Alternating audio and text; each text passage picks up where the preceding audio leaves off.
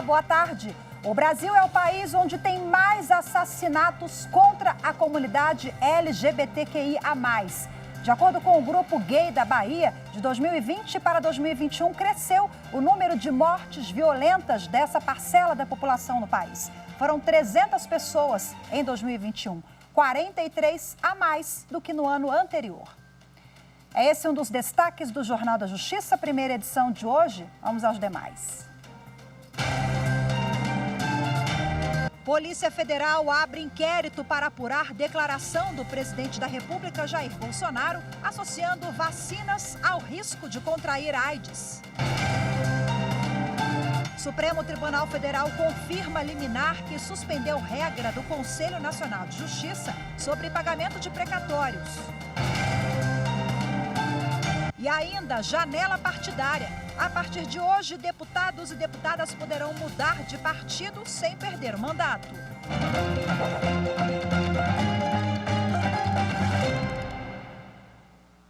A Polícia Federal vai buscar cooperação internacional para dar andamento ao inquérito contra o presidente da República, Jair Bolsonaro. A polícia investiga se ele cometeu crime de infração. Cometeu infração de medida sanitária preventiva ao divulgar informações falsas sobre a vacina contra a Covid-19. Quem traz os detalhes para a gente agora é a repórter Fernanda Porto. Oi, Fernanda, boa tarde para você. Conta para a gente agora que tipo de cooperação é essa que a Polícia Federal vai buscar. Boa tarde, Rafaela. Boa tarde a todos que nos acompanham. Segundo a delegada responsável pelo caso da Polícia Federal, Lorena Nascimento, o objetivo é apurar no Departamento de Saúde do Reino Unido se o país teria divulgado informação oficial que relaciona o desenvolvimento da AIDS com pessoas vacinadas. E no Instituto Nacional de Alergia e Doenças Infecciosas dos Estados Unidos, apurar se houve alguma publicação que aponte que a maioria das mortes por gripe espanhola tem ocorrido por pneumonia bacteriana, relacionada ao uso de máscaras. Essas duas informações foram divulgadas pelo presidente da República, Jair Bolsonaro, durante uma live no ano passado. No dia 3 de dezembro também do ano passado, a pedido da CPI da Covid-19, o ministro Alexandre de Moraes determinou a abertura de inquérito para apurar se o presidente cometeu crime ao divulgar fake news. Na época, o ministro destacou a necessidade de se apurar se houve relação entre a prática do presidente e uma suposta organização criminosa especializada em divulgação em massa de notícias falsas. Segundo o ministro, a forma de agir do presidente foi bem semelhante a essa organização que é investigada no inquérito chamado Inquérito das Fake News. Rafaela. Muito obrigada pelas informações mais uma vez, Fernanda. Bom, o plenário do Supremo Tribunal Federal confirmou decisão individual da vice-presidente da Corte, ministra Rosa Weber, que suspendeu regra do Conselho Nacional de Justiça sobre pagamento de precatórios.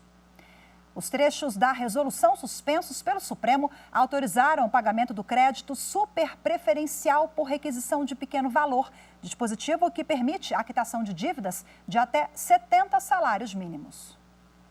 O crédito superpreferencial, inserido na Constituição da República em 2009, é destinado a credores com mais de 60 anos, doença grave ou deficiência. A resolução do Conselho Nacional de Justiça permitia que essas dívidas fossem pagas por meio de requisição de pequeno valor. Na ação que pedia a suspensão, o governo de São Paulo alegava que a criação da regra é inconstitucional. O julgamento da liminar ocorreu no plenário virtual da Corte. Todos os ministros do Supremo acompanharam o voto da relatora, ministra Rosa Weber. O entendimento foi de que a regulamentação do CNJ extrapolou o limite previsto na Constituição Federal, que determina que o crédito superpreferencial deve ser pago por meio de precatórios. O plenário do STF também acompanhou a vice-presidente ao negar medida cautelar que pretendia suspender o cálculo do percentual a ser pago pelos devedores.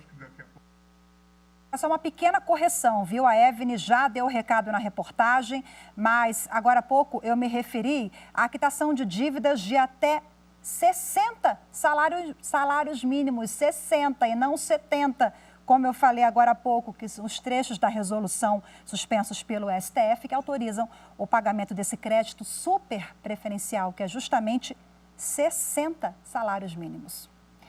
Bom, e a Advocacia Geral da União defendeu a constitucionalidade da chamada PEC dos precatórios, que prorrogou o pagamento de dívidas da União por ações judiciais. Em um parecer encaminhado ao Supremo Tribunal Federal, a AGU afirma que as emendas constitucionais aprovadas pelo Congresso Nacional não atingiram cláusulas pétreas, que são aquelas que não podem ser alteradas pelo processo normal de votação de emendas. A Advocacia Geral defendeu ainda o teto de gastos públicos e afirmou que o regime fiscal permitiu a estabilização do crescimento e a previsibilidade à política econômica do governo. O parecer foi encaminhado em ação movida pela Ordem dos Advogados do Brasil.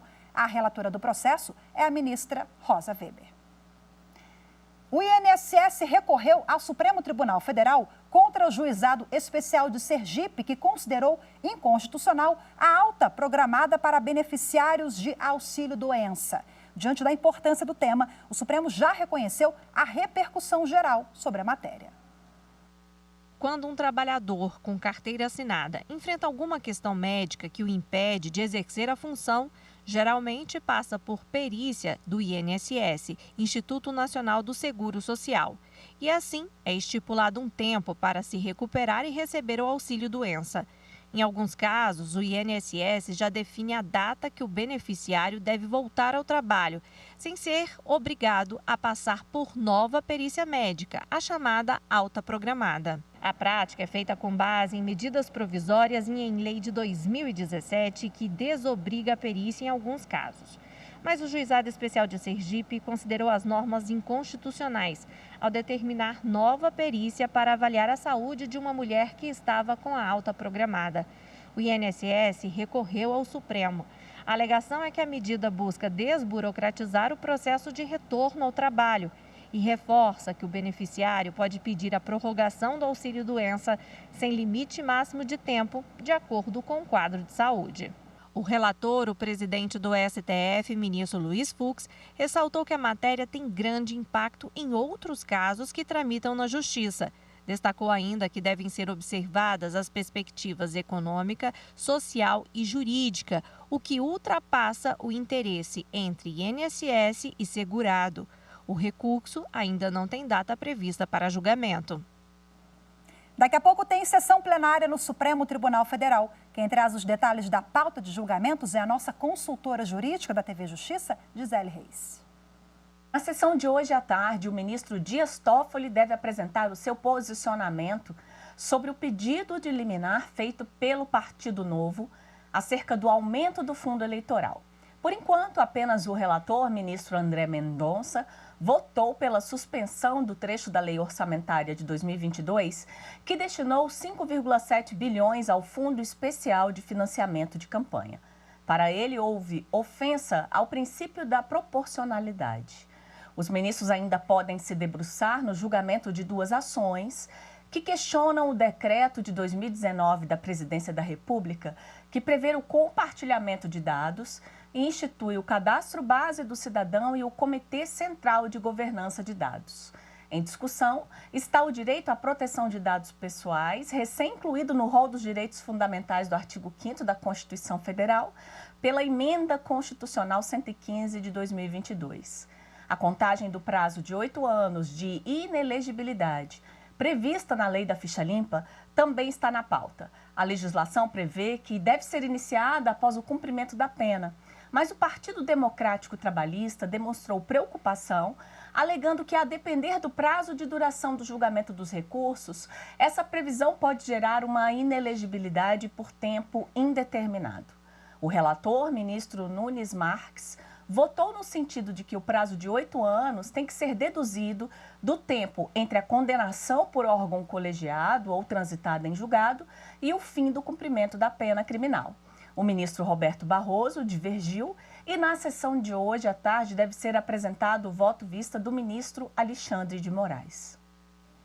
E você vai ver a seguir, cresce o número de mortes de homossexuais e transexuais no país.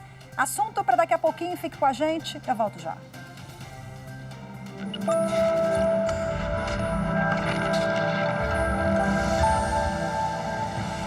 dentre as diversas funções que a Constituição desempenha, uma delas é garantir ordem e estabilidade política. Portanto, que ela não seja vista como um mero pedaço de papel, mas sim como uma carta fundamental que deve ser respeitada por todas as instituições.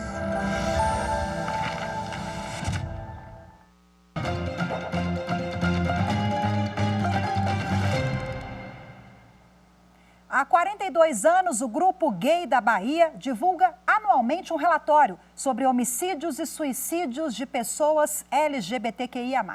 No ano passado, em todo o país, aumentou o número de mortes em relação ao ano anterior. De acordo com um relatório divulgado pelo Grupo Gay da Bahia, em 2021, 300 LGBT+, sofreram morte violenta no Brasil. Em 2020, foram registradas 237 mortes. O Nordeste foi a região onde mais LGBTs sofreram morte violenta. Foram 35% dos casos, seguida do Sudeste, com 33% das ocorrências. Com relação aos estados, São Paulo registrou 42 mortes. Em seguida, a Bahia, com 32, Minas Gerais, com 27 e Rio de Janeiro, com 26 mortes. O que confirma a posição do Brasil como campeão mundial de crimes homofóbicos. Na conclusão, o relatório indica algumas propostas para erradicar a violência contra homossexuais e transexuais. Entre elas, a educação sexual e de gênero nas escolas, cumprimento da lei contra a homofobia e o incentivo das denúncias pelas vítimas. E para repercutir o tema, eu converso agora ao vivo com a advogada, doutoranda e mestre em Direito, professora de Direito Constitucional, Nara Aires Brito. Olá, Nara, seja muito bem-vinda. Boa tarde para você. Boa tarde, Rafaela. Obrigada pelo convite. Satisfação estar aqui falando com vocês. Prazer é nosso. Bom, vamos falar sobre esse tema que é tão caro ao país, até uma forma também da gente conscientizar e refletir sobre o assunto, né? O país é o que mais mata LGBTQIA+. E a senhora atribui o quê? As leis são frágeis ou falta efetividade? Realmente é um dado vergonhoso, alarmante, que infelizmente assola o Brasil. Eu acredito que, na verdade, faltam iniciativas do Poder Legislativo e do Executivo também, né? Infelizmente, nós não temos leis efetivas nesse sentido. Nós tivemos uma decisão judicial recente do Supremo Tribunal Federal, porém, desde a promulgação da Constituição de 88, nós não vemos leis sendo aprovadas pelo Congresso Nacional. O que nós tivemos recentemente foi uma decisão do Supremo Tribunal Federal dizendo para aplicar a lei contra os crimes de racismo, né, no caso, à comunidade LGBTQIA+.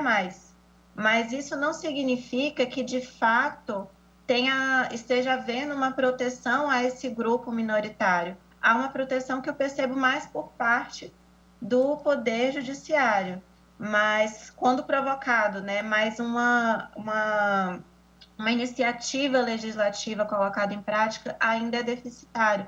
Iniciativas também do Executivo ainda são um pouco encabuladas, vamos dizer assim, são pouco efetivas também.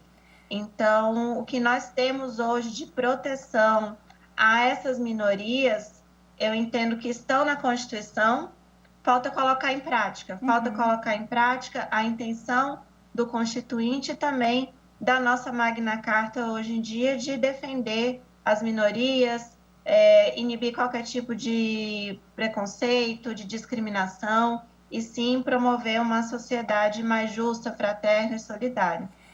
A senhora falou sobre esse papel do Supremo, né, que vem ganhando protagonismo quando, às vezes, o Congresso Nacional não legisla determinada matéria, o Supremo provocado é obrigado a agir. Foi assim nessa questão da homofobia, e o projeto de lei já está lá há um tempão tramitando no Congresso, né, sobre criminalização da homofobia, doutora. Essa participação de todos os atores envolvidos na causa é fundamental, né, acho que para a gente avançar. Com certeza ela é fundamental. Tem até um projeto um pouco recente da senadora Marta Suplicy, era o PL 5002 de 2003, porém, que falava sobre identidade de gênero, né, regulamentava essa questão, porém o projeto foi arquivado. Acabou que o Supremo Tribunal Federal foi provocado, né? Cumpriu com seu dever de defesa das minorias também, seu papel contramajoritário, e dirimiu sobre a questão. Hoje não é mais necessário, nunca foi, né? Mas o STF ele entendeu que não é necessário a mudança de sexo por meio de uma intervenção cirúrgica para que pessoas que se identifiquem com o seu gênero, diferentemente do seu sexo biológico, possam mudar o seu documento de identidade.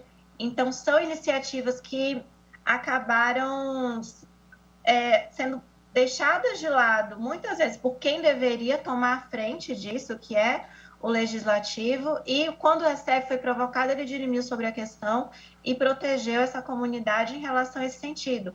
Outro projeto engavetado também tratava da questão do casamento entre pessoas do mesmo sexo. Acabou que a questão foi dirimida pelo Poder Judiciário, inicialmente na DPF 132 do Supremo Tribunal Federal. Quer dizer, a gente tem inúmeros, né? São inúmeros os exemplos em que o Supremo Tribunal Federal precisa ali responder e acaba meio que, entre aspas, legislando, até uma polêmica em torno de um certo ativismo, mas o Supremo responde porque é provocado, né? Para a gente finalizar, doutora, as punições hoje são brandas para quem comete esse tipo de crime? Bem, é uma questão difícil de ser respondida, porque alguns fatores eles devem ser levados em consideração, por exemplo, a motivação do crime, a qualificação do crime, se ele realmente foi voltado para a comunidade LGBTQIA+. Cada caso é um caso, né? Inclusive, que foi aprovado pelo plenário do Senado, projeto 5.406 de 2020, para alterar o Código Penal, incluir a previsão de agravante para crimes praticados por motivos de discriminação ou preconceito, só que ainda está tramitando na Câmara dos Deputados. Então, é um pouco difícil ainda enquadrar e ainda de ter dados em relação à decisão do Supremo, que ela é muito recente, para a aplicação dos crimes de homofobia, que está ali na lei do racismo. Então, a gente ainda tem um status que está sendo analisado, ainda não há algo muito sério, muito concreto de efetivação desse entendimento do Supremo Tribunal Federal e aplicação também da lei penal. E claro que cada caso é um caso também, a gente tem uma dificuldade imensa de subnotificação no que se refere a esse tipo de crime, né? Doutora Nara, a gente volta a conversar sobre a pauta em outra oportunidade. Muito obrigada pela sua entrevista hoje, viu? Boa tarde e até a próxima. Obrigada, Rafaela. Bom dia. Obrigada. E você vai ver a seguir no próximo bloco. A partir de hoje, deputados e deputadas federais podem mudar de partido sem perder o mandato. Os detalhes você confere daqui a pouquinho no próximo bloco.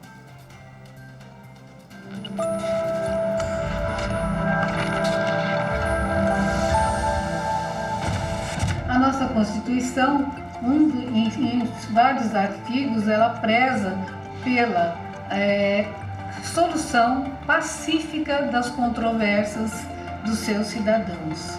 Então, ela é dinâmica, ela sempre atende aos anseios da sociedade e cada vez mais nós temos que prestigiá-la para que continuemos com o Estado democrático de direito.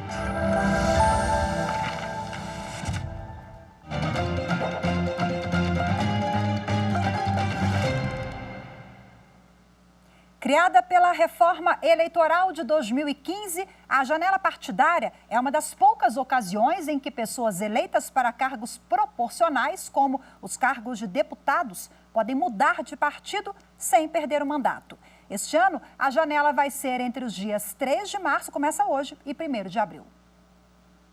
No futebol, a janela de transferências internacionais é quando os times brasileiros podem negociar jogadores com clubes estrangeiros. Fora desse período, a negociação pode até acontecer, mas o atleta fica sem poder jogar até a próxima janela. A Justiça Eleitoral tem algo parecido, é a janela partidária. Basicamente, essa janela é o tempo em que parlamentares podem mudar de legenda sem perder o mandato. A janela partidária acontece em todo o ano de eleições e dura 30 dias. Este ano vai ser entre os dias 3 de março e 1º de abril. E só pode usar a janela partidária quem está no último ano de mandato. Então, em 2022, só deputadas e deputados federais, estaduais e distritais vão poder mudar de partido sem perder o mandato. A regra da fidelidade partidária tem exceções. Quando a legenda muda demais o programa partidário ou se há um caso grave de discriminação, ocorre a chamada justa causa. E aí é possível mudar de partido sem perder o mandato, mesmo fora da janela partidária. Uma empresa de saneamento vai ter de indenizar um ajudante geral por ausência de banheiro em via pública. O caso foi julgado pela 6ª Turma do Tribunal Superior do Trabalho. Em primeiro grau, a empresa foi condenada a pagar R$10 mil de indenização por dano moral. Depoimentos revelaram que, na falta de banheiros, os trabalhadores responsáveis pela poda de árvores e roça de calçadas faziam as necessidades fisiológicas pelo caminho. Além disso, almoçavam em praças, ruas e calçadas, por não haver local adequado para refeições.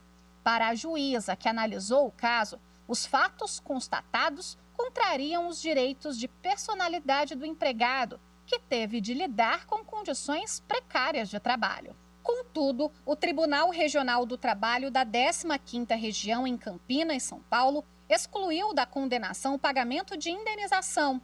O TRT entendeu que, diante das características do trabalho, realizado em via pública sem lugar fixo, seria inviável o fornecimento de sanitários, ainda que químicos. Para o regional, o ajudante poderia usar banheiros de restaurantes ou outros estabelecimentos no horário do intervalo. O empregado entrou com recurso no Tribunal Superior do Trabalho. No julgamento, na 6ª Turma, prevaleceu o voto do relator, ministro Lélio Bentes Corrêa, no sentido de que a inviolabilidade da intimidade, da vida privada, da honra e da imagem das pessoas compõe o direito social constitucionalmente assegurado aos empregados. Segundo o ministro, ainda que se trate de trabalho externo, a empresa deixou de observar a integralidade da norma regulamentadora 24 do Ministério do Trabalho, que trata das condições sanitárias e de conforto nos locais de trabalho. Não se pode submeter o trabalhador, ainda que preste seu serviço na rua, à eventualidade de poder se servir, a depender da boa vontade do proprietário do estabelecimento, dos sanitários ali alocados. O relator lembrou que, em caso semelhante, o TST julgou que o não fornecimento de instalações sanitárias pelo empregador configura dano moral indenizável, ainda que o empregado trabalhe em via pública. Ao acompanhar o voto, o ministro Augusto César também salientou que, na prática, a utilização de outros locais não funciona como na teoria apresentada pelo Tribunal Regional. O raciocínio é o que ele estará bem atendido se tiver a possibilidade de atender, de suprir as suas necessidades, utilizando esses locais, restaurantes, lanchonetes, postos de gasolina e tal, quando a gente sabe que rigorosamente não é essa a condição de alguém que está prestando serviço nas ruas. Existe um estigma, infelizmente, que ocorre. Com essa tese, a maioria dos ministros da 6ª Turma restabeleceu sentença de primeiro grau e decidiu que o ajudante geral tem direito à indenização de R$15 mil pelos direitos violados. E hoje ficamos por aqui. Muito obrigada pela sua companhia. Ótima tarde para você. Temos um encontro marcado amanhã. Eu te espero. Até lá.